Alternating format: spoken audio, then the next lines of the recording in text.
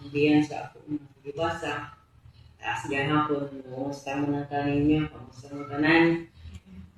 Iman sa kaluoy sa Ginoo. Magsubok lang na.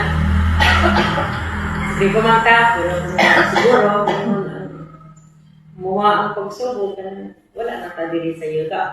Kaya palog asa sa paingon, pero atong part din sa atong kinabuhi sister ba na abot ang kajar sa kinabuhi.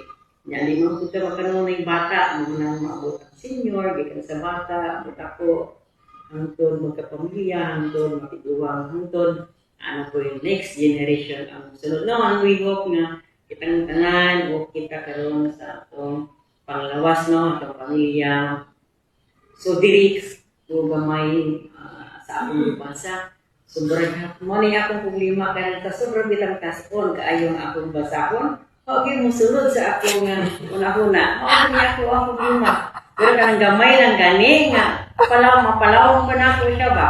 Pero kung ingani nga taas kaayo nga mura o gamay na lang ang naghahan ang importante nga message na pwedeng i-share. Pero sa kataas kung sa akong mabasa, makalimot ko kung sa ito pinaka-importante.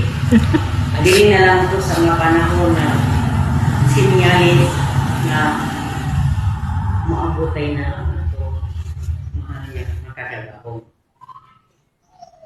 Iling-iingon nga laglagon.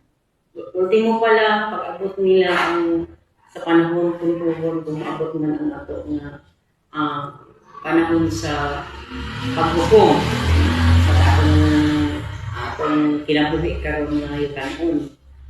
Dili lang pala kita ang mangurog, pati pala ang gamita dito. No? Tanaw na po, kasimple lang. Kita is, lagi ta karon nga gihatag ni mother nga magbag-o na ta. Kay ang mga sinyalis nga habit na moabot ang panahon. Daghana. Sa una, tinuod mo ng istorya nga. Sa una, high school pa ko, na aming mga silingan dito. Lain po contribution. Katulungan nila, lain po ang tulungan. Bata pa po, mga within 18 siguro or 20 plus. Sige na sila ingon nga. Hapit na ang pagkahuman sa kalibutan. Pero ang reality, hingapot na lang po 48 years old.